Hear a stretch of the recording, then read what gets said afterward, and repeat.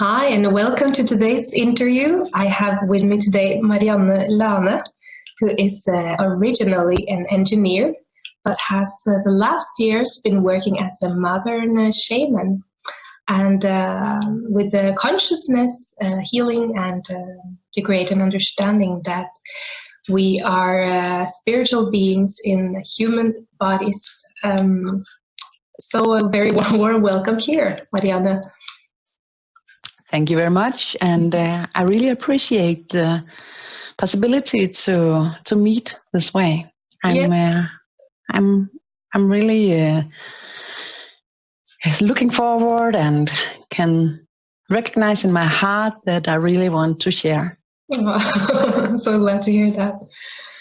Would you like to share your journey going from an engineer to a shaman? It's quite a big, big difference. Oh, yes, it sounds so easy, yeah. but I can tell you that the one thing it was easy. It was interesting. It was mind blowing. It was taking me out of and hanging on the cliffs a lot of times, and brought me into the deepest recognition of who I am, but also the biggest questions of who I am. And it has taken me years to start just answering these questions. And I recognize that this is the journey that I take people on, that I invite them to join. This is a journey on starting to answering the questions. And when you are answering your questions, you have to be aware of which questions you will start with. Yeah. So and the first question I was starting with was why. Why am I having this opening? I have this life as an engineer, and I'm not believing in anything, and I'm really comforting. No, I'm really at comfort with this way of being. I like my life. I like my work. I not only like it, I enjoy it so much. So why? Wow. Why should I do this? So that was the first question that I was asking myself, why? And I was not only asking myself because the first step into this journey that I could really recognize was this journey was in a session where I was having a healing, and this healing was bringing me into a state where I was receiving messages and having a kind of a vision where I was seeing myself from the outside and the inside at the same time, and it was really a shock for me. But at the same time, I could recognize deep inside me that it was true. So I couldn't get away from it, but I tried. Even though I knew I couldn't get away from it, I tried. And by trying to getting away from it, you start with the questions. So why me?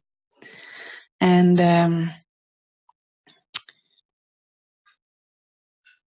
the first reason that I was actually beginning with the questions was not only that I could recognize that it was true, my mind couldn't take it, my consciousness couldn't take it, but I knew it from the inside. But it was also because I had signs. So years before, I saw a woman with some small problems with the family, a psychologist, and she was helping me, just talking back and forth with the problems. And then she was suddenly looking at me, and she was saying like, "Wow, your aura is like glittering and golden." And I was like, "Whoa, okay." I didn't think about having an aura and anything like that. And she was kind of looking at me like in a weird way and saying something about you are administrating huge wisdom. And I was like, okay, golden. All right, that looks kind of nice. And I had the kind of success at school. I was studying and it was going really well. So yeah, okay, I could take it. But at the same time, in this vision I was entering, that was one of the things I was told. You are carrying huge amount of wisdom. And then the woman who gave me the healing, I was kind of shaken, and I was like, just saying to her, "Whoa, this is crazy. I'm not doing this. It's not me." And she was saying, "Easy, easy. Just this woman that has been kind of creating this possibility of being healed this way. She have had the same troubles about recognizing herself, and she's entering into it now." It's an American shaman named Jeanette Crowley, and she had kind of created this possibility, or brought it in, as I recognized later it is called. So it kind of calmed me down. I couldn't say why it shouldn't, but it did. And then she said, "I can tell you what I was recognizing. When you're in the healing, I saw 2 red dragons, and dragons, they are a symbol of wisdom." So it was 3 times, and something inside me, because I was working with technology, I was working with science, and I had been working in the laboratories at the university, and you're always making 3 series, because if you have 3 times the same signal, it's significant truth.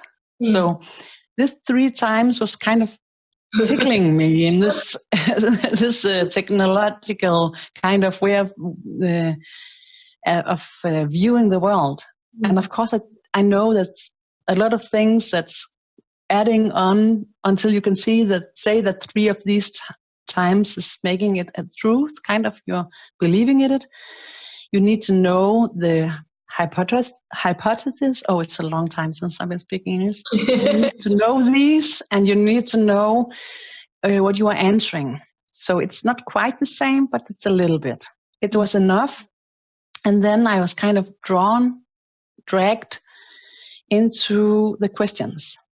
So I started asking the questions, but I was quite afraid, and I was quite annoyed, and also shocked the most of the time. And it went on for a year or something, where I had small or huge visions and experiences, and asked questions, and then the experiences opened the answers, and I was actually crying a lot, because not only because I was shocked, but because when you are moving really fast, opening your way of viewing the world, the shocks and the shakings, they are releasing traumas. I didn't know that by this time, but they are. So I was, crying every day, releasing at the same time as it was opening. And the more it opened, the more I was going into the questions. So, yeah. Did you have support in this process from someone that had gone before you? No. A little bit from the American shaman, but it was only this healing, and then a couple of meditations that she has been making, that I used for a year. And then people came to me and joined me. So they haven't been working the way before, or taking the path. So, but they were joining me and walked together with me. So they were like supporting me by, cheering on me and making fun with some of the odd stuff, releasing, the tensions, and also like cheering on me when I was like, "No, I'm not doing this. Never, ever. It's too odd. Nobody must ever know that I'm doing this. Crazy, they will never respect me anymore if they find out." So they were kind of helping me, overcome these barriers. but I didn't meet anybody that had been taking the path before me, not at this time. Mm.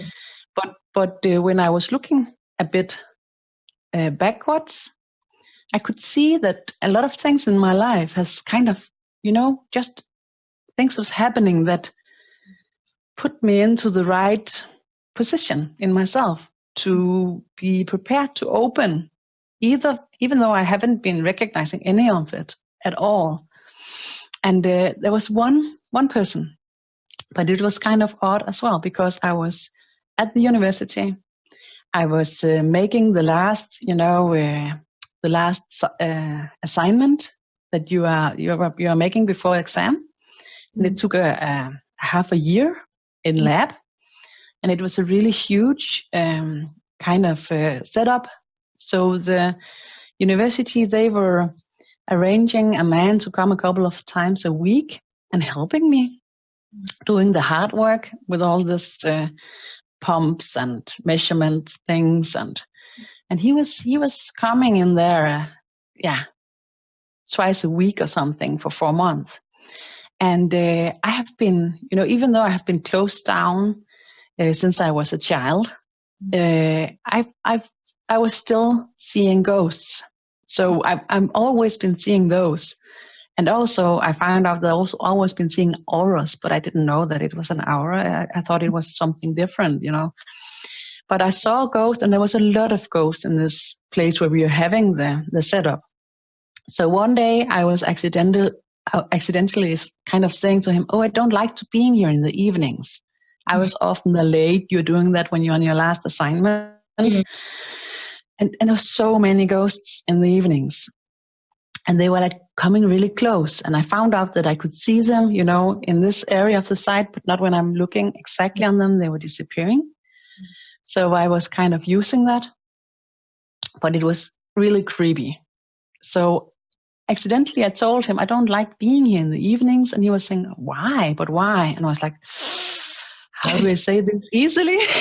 And he was like, I was like, it's like somebody's here, And he was, "Oh, those, don't be scared of them. They're just from, an accident out here at sea. They don't do you nothing." I was like, "Whoa, what are you saying?" And he knew he was actually a shaman. And for 4 months he was teaching me about the energy and the field, and about the ghosts and what to do with them, the different worlds, and how to start breathing to kind of centering yourself. And I was like listening and working 12 hours a day. So we didn't lose a lot of time on it, only in small coffee breaks. I asked him and he answered, and then I was working many hours without thinking so much, because you're doing the same thing every day. And then I kind of, handled what he had told me, and get the new answers, and then the questions. And then I asked him the questions in the next coffee break. And then I had the time for like handling them. So it was like continuing 4 months being taught about shaman things.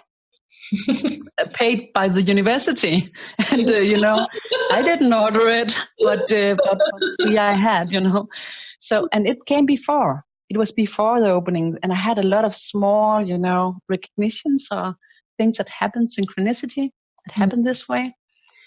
But at the time when it was my opening, I started seeing things, and I started having contact with consciousness that was talking to me. So a couple of months after the first kind of experience, I had contact in a way that I started having teachings from the inside. So I started that way, being taught things, and then get small, things to do. Start getting told, start sitting with someone, see what's happening, and small things like that, and it opened. But when I look back at it, and recently I have been sitting with it and looked at the timeline, and at the time where it was happening, I thought it was really slow. But when I'm looking at the timeline now, it was really fast. It was like in a short while, I was sitting with people, I was channeling, I was having meditations, I was starting giving teachings. People came to me and I didn't, kind of ask them to. And then at the same time, a lot of things was happening in my private life. I had been divorced, and I had for years a boyfriend, and it didn't work well. And I stopped in university because with science, because of don't having so much time when you're divorced with kids. So I started working as an engineer, and I loved it really much. And at the place where I was working, I met a man, and I didn't see it coming at all. But when I ended up quitting with the boyfriend, shortly after, it was like, bam.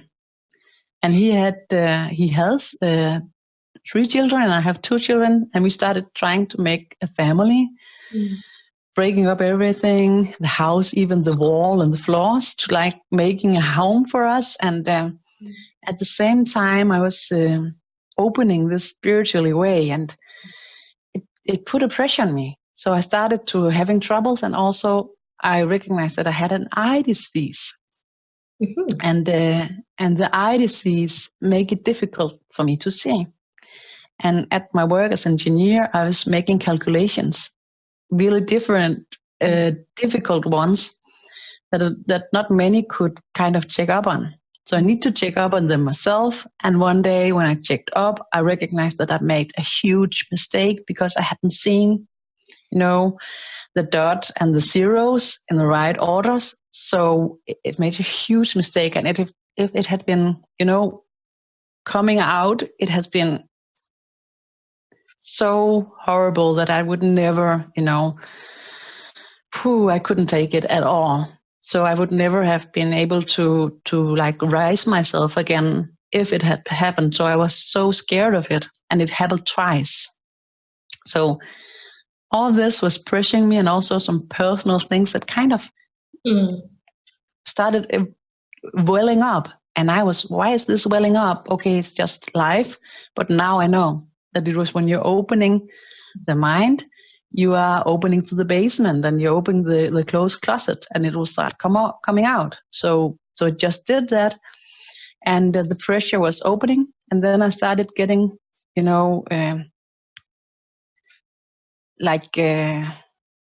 getting the words from inside. It's a good time for you to stop working as an engineer.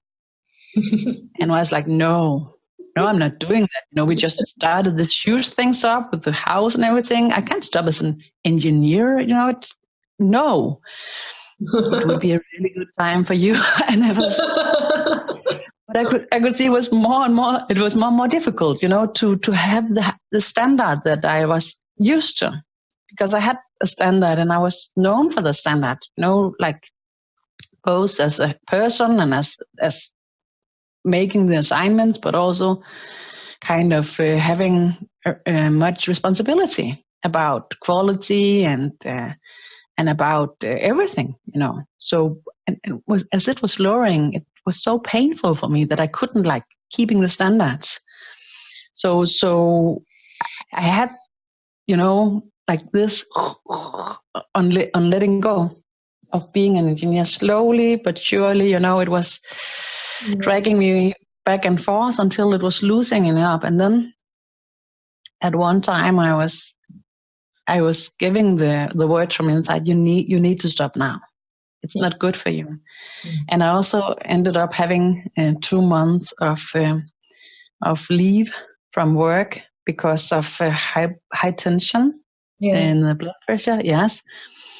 And it was because that my now husband, my then boyfriend, he was at the same time I was doing all this stuff, he was shooting himself in his foot by accident. For real, yes. And because he was doing that, I was ending up having, all the work with everything.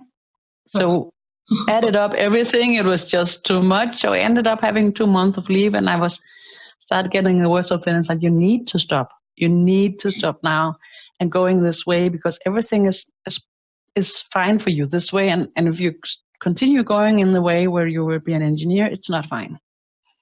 But it was so hard for me letting go, because I loved it, and I really had a big heart for it, and find it so suitable for me. So letting go of it was so painful. So I had this inner discussion, and at this time I was working together with people who would join me, and I have taught them things. So I took a couple of them in to help me, like looking into it, and asked them to help me get an agreement. So I was believing so much at this time on this spiritual thing that I know that we are having assignments and agreements, like contracts, and I needed to have help, like entering into this new contract. Going from the old way of living into this, I need to have this kind of work, this kind of help. But even though at this time, and still, I never let go of what I know, what I'm believing in, and what I'm inspired by. This is 3 different levels, and you may not interfere with this. So I know that even though I believe that we have assignments, we have contracts spiritually, and we can connect to them, and we can kind of discuss them. At the same time, I recognize that in what I know, I need to be sure that in our life, nothing bad could happen by taking this spiritual work or this assignment. So I had this help by making the right contract. And at the same time, I was discussing with my boyfriend, now husband, what should we do about it? Because he could also recognize that I was not functioning really well. He didn't believe in this, and he doesn't anyway still. So, but he believed in me, and he recognized, okay, she's not thriving. It's just not good, this way of everything is going right now. So I asked him, is it okay for me to having a lesser time at work, half hours of work for 3 or 4 months, and let's see if I opened for people to come, what will happen? And he said, yeah, try it. And it was also relieving because I had so much pressure on me at this time. So at this time, I was still thinking maybe I go back as an engineer. Make it this break will make everything happen for me to go back. So I was still hoping and thinking it might be, but it didn't. And a lot of people start coming. I didn't do anything for them to come, but people start coming, and I helped them, opened with the help that I could give them, and they were coming back and say it worked, and they were sending people they know. So when the 4 months was nearly passed, I went to the office and resigned.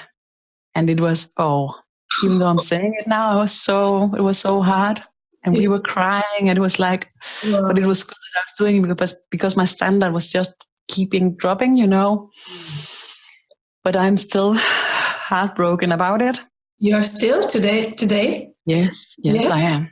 Yes, you can still love, I can still love my ex-husband, which I have the children with, even though I'm not loving him, I can still love him. So at the same time, I still love my old job, even though I know that this that I'm in now is more me. Yeah. It's better, and I'm hiring the standards every day.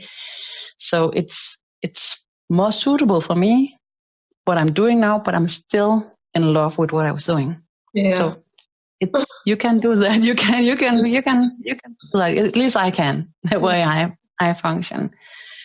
So I went and I was like resigned, and then it was overwhelming, the amount of people that came, and it was just faster and faster, new experiences, new openings, and I was asking, in the dialogue, I was like, is this a good idea? Couldn't it be just lesser fast? Yeah, but if you had stopped when we were saying, it would be more smooth. But now it's your way, and it's like this. So I stepped into it, but it's about 7 years ago, I think. 6 years ago, maybe 5 or 6 years ago, I stopped as an engineer. I quit. But I think it's just now, these days, that I actually are about to find myself in it.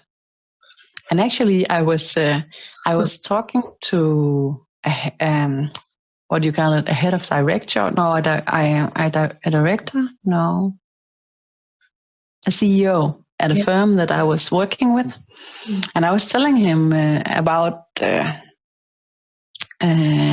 I was talking to him about the way I helped him finding himself in being a leader, and asked him who, if any, that is having your kind of job, could I help? And he said, people that has been in the work as a leader for 5 to 8 years starts being ready to find themselves, find their personality and their identity in being a leader. So that would be the kind of people that could attend you and get help from you that makes sense. Until they are 5, 8 years ahead, they just have assignments and troubles, or have to learn about being a leader. So 5, 8 years after starting being a leader, they're prepared to finding themselves in it. So that completely makes sense, because that was my own experience that I had been using 5, 7, 6, 7 years, finding out being what I am and stepping into it. And now I'm ready to kind of finding my own identity in it. So and that's really an interesting process, because at all the time I've been ensuring that what I find is most important is always a frame of what I'm doing. Being honest, being true, being careful, taking responsibility in every way I can, ensuring that I'm not promising anything, so people still recognize the difference between believing and knowing, and being inspired. So and it's I'm using so much still time on that.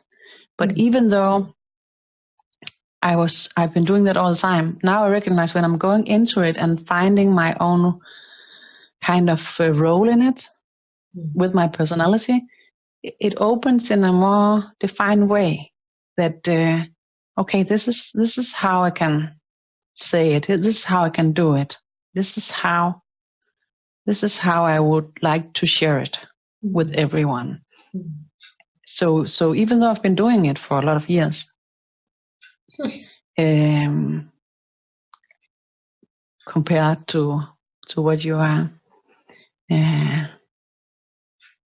relying it on, or not relying it on, comparing it to. It's still kind of, now I'm kind of stepping in. It feels like that, at least. Who are you working with mostly in your work? Are there leaders, or what is your main focus? It's really different, and it's really different, and it's really difficult to answer that question. I've been asked it a lot of times, because I've been also having help from developers that helps you develop your firm and stuff like that, because it went so fast that I actually had trouble finding out what to do with it, all this. And they're asking who are attending you, who are your main groups that you would like to. I was like, the people who needs it, it's not good enough. You need to find out who are the ones that benefits of your kind of work. Everyone. It was like, but I can see, if I can see I can see the lines and the frame, kind of, And the line that's going through everyone that's seeking my help is that they are seeking themselves. So if you're not seeking for yourself, if you're not asking the questions, I don't make sense, not at all. It's then everything I say would look like or sound like blah blah blah blah. So only when you're looking for yourself and asking the questions, it makes sense. Yeah. And then I can also see kind of a mutual point or way of functioning for the people who are attending me and benefits is that they are kind of sensitive, and they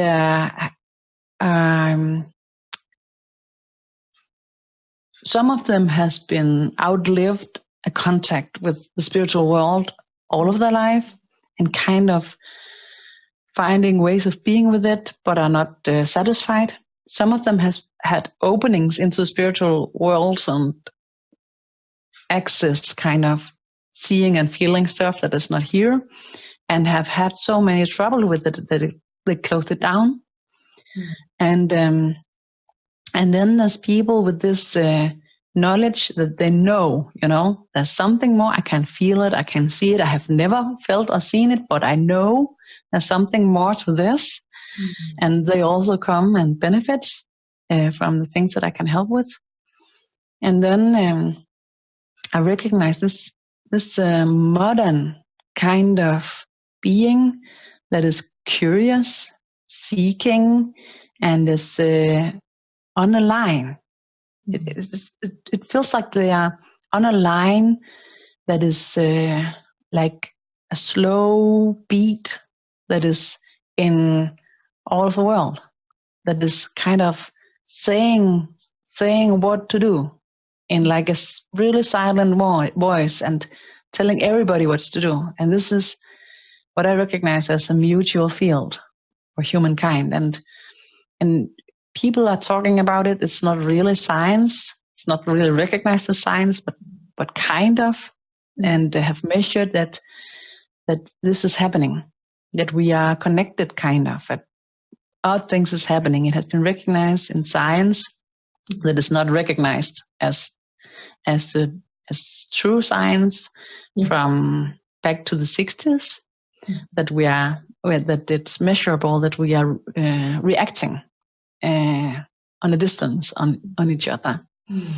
And I recognize that some of the people that are seeking me, seeing me, is on this speed, that something in them starts awakening and telling them to seek, like this inner, it can be like a disturbance or an irritation or just being restless, or they know that they should do something, and they know that it's something about this maybe, but they don't know when they are seeking, and they're like on this journey, seeking me and others, and walking around and having small information, and taking them in and taking it into making it into their own journey.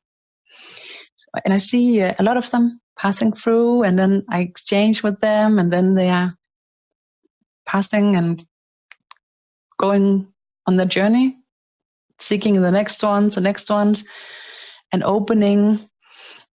And it looks like it's needed, because we are opening into being more different and more the same. So it's difficult to find one who can teach you everything. So it's often you need to seek different ones, and sometimes you can stay for a while, being comfortable, and like receiving what is needed for you to have your own secure way of landing in this being spiritual. But you need to go out to experience other ways, either way, somehow. Some people are coming with being really skillful at another kind of job or something that they're really, really good at.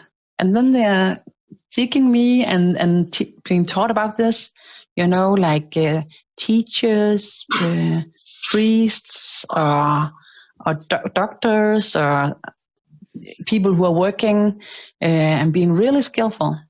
And then they kind of need this to bind their spiritual world together with their way of being skillful. And because I have this background, being engineer and worked with science, the way I speak, the way I express, and the way I give the examples of what I'm seeing, how the world is connected, it suits them well, because I have the background with mathematics, physics, and chemistry. And because of that, when I'm seeing how world is connected spiritually, and when I see how the rules are and what is happening and what it's all about, I experience it through a kind of science mind. So because of that, the way of describing it is a kind of a science way. So people who are comfortable and opened into science, much easier, entering into their own spirituality by the way that I can show them, the vision that I can give them, helps them open the bridge between their spiritual world and their own way of seeing the world as they always been seeing it. And actually, I see that science does that for everybody. Science, and not only the kind of science that I love.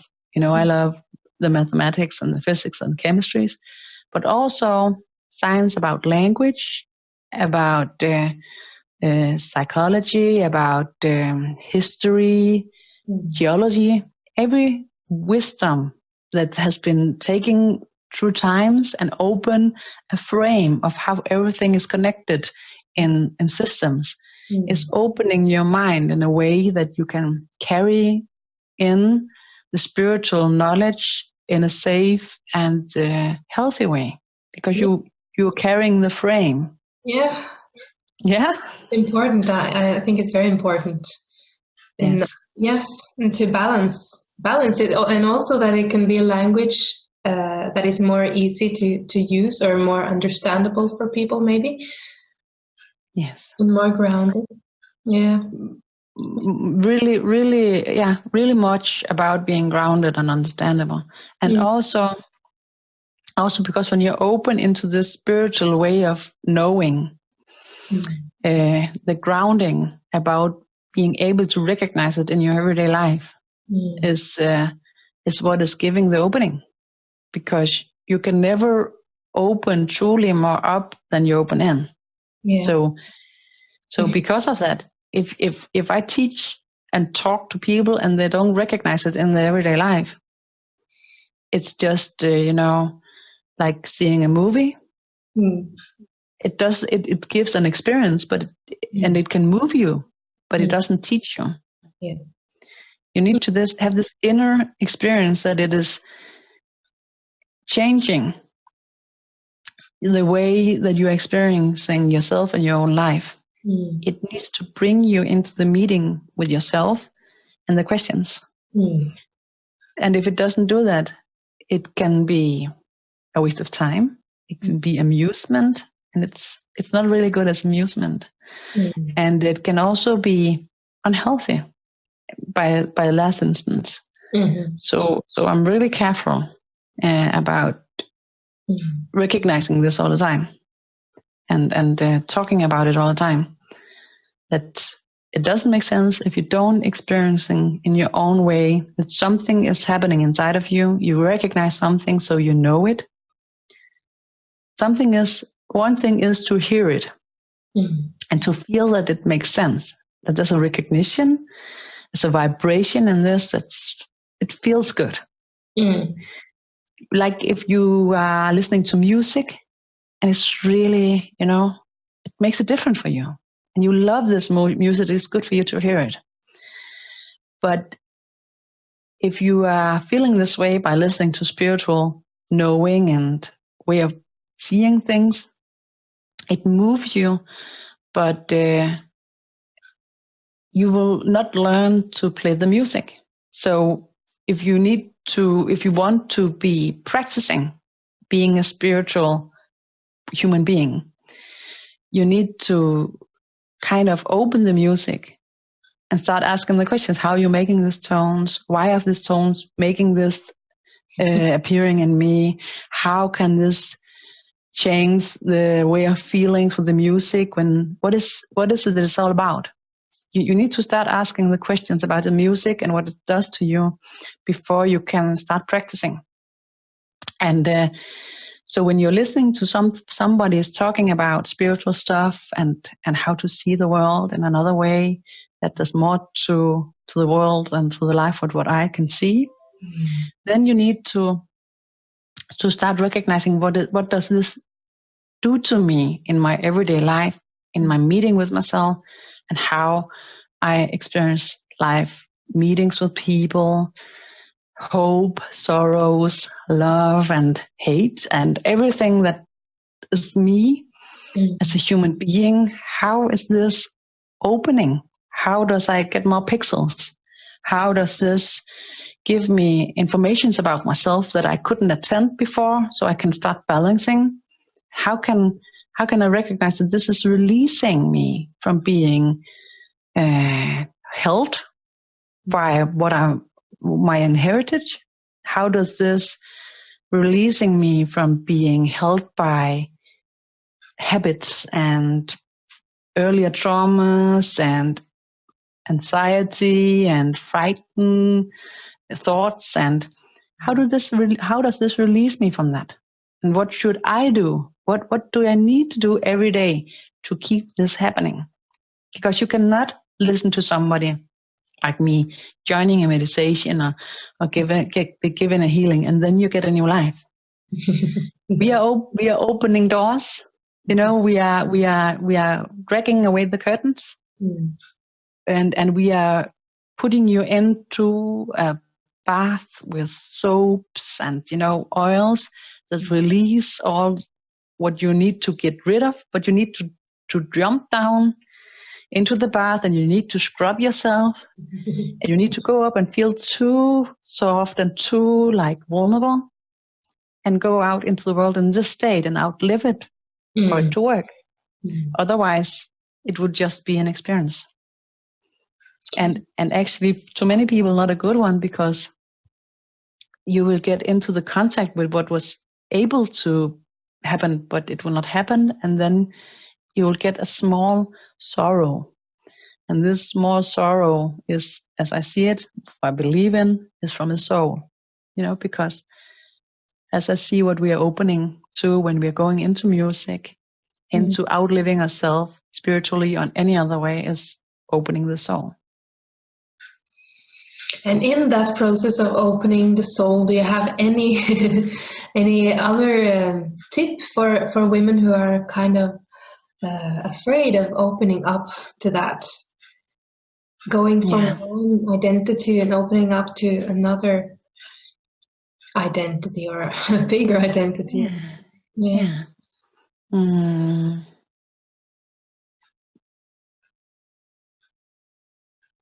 You need to take care of your own comfortability.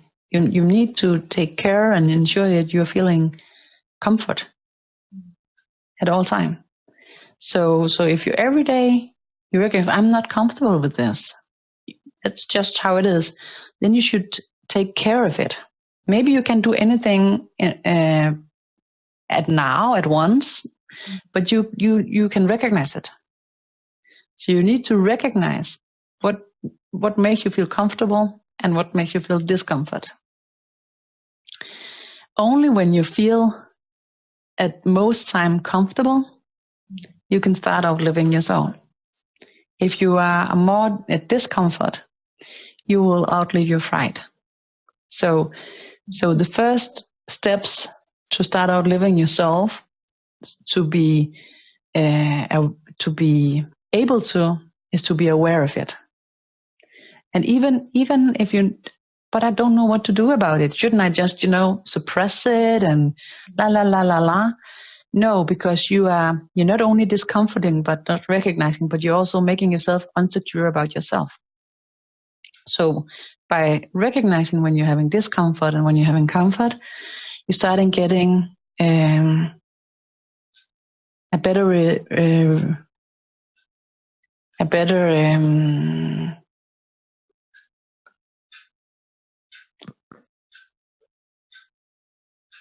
what do you call it? You start getting a better meeting with yourself, and start seeing yourself as a truth being. Mm. So when you are suppressing yourself and you are kind of pretending that you're not at discomfort when you're not only enhancing the discomfort, you are also going down a path where you're not able to depend on yourself. And when you're not able to depend on yourself, you need to depend on other people's. Mm. And then you're going into a path that is not easy to make happen. Mm. Because ensuring that other people is comforting you is nearly not possible. Not at this time. It was like 100 years ago, it could be possible. 50 years ago, maybe possible, because you were satisfied with less. Mm-hmm. But the opening of the mind and the opening of the view of the world is opening the dissatisfaction. And you can say a lot of bad things about that, but you can also say something good about it. And the good about it is that when you're not satisfied with less and you need more, that if you're going by how do I attend this in a way that is making me comfortable, it's satisfied, not satisfied, but comfortable. So how do I get my satisfaction in a comfortable way? Then you're going the path of the soul. So by joining these two, the comfort and the satisfaction, and only going by the satisfaction that's giving you comfort and ensuring that your comfort is giving you satisfaction, then you're walking onto the path of the soul. And you can do that in every kind of way. You can do it right now. You don't need to wait. You don't need to have something to happen. You don't need to see an angel or listen to anybody. You can just go out in the sun, in the air, take a deep breath, and ask yourself, do I feel comfortable? Yeah. Do I feel satisfied? And if I'm not comfortable, if I'm not satisfied, I start asking the questions. Why? And maybe I can't answer it right now. Maybe I can't do anything about it, but still ask the questions. Then your soul will give you the answer. Then spirit will give you the answer. If only you ask the questions, then it will come to you. Things will happen that shows you, why am I not a comfort? Why am I not satisfied? And then you get the possibility to do something about it because you open it.